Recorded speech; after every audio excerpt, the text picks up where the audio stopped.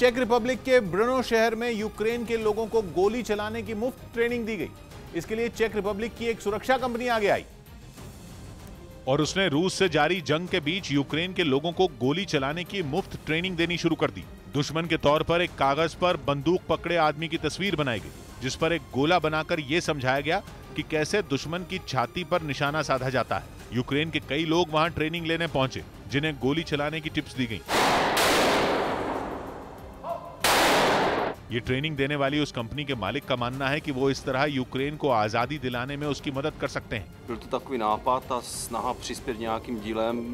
Ukraine के लोगों को ट्रेनिंग देने के लिए बाकायदा उन्हें क्लास दी गई। ये बताया गया कि हथियार को कैसे पकड़ा जाता है और कैसे दुश्मन को अपने टारगेट पर लिया जाता है। इस ट्रेनिंग में न केवल पुरुष शामिल हुए बल्कि महिलाओं ने भी वहां पहुंचकर हाथों में हथियार उठा लिए।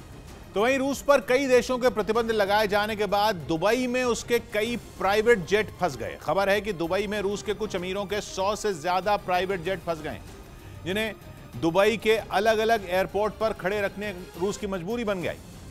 हालांकि यूक्रेन से जंग छिड़ने के बाद संयुक्त अरब अमीरात ने रूस पर कोई प्रतिबंध नहीं लगाया और अपने सभी दरवाजे रूस के लिए खुले रखे, लेकिन दूसरे कई देशों के प्रतिबंध लगाने की वजह से रूस के वो प्राइवेट जेट उड़ान नहीं भर पा रहे हैं और दुबई में ही फंस गए।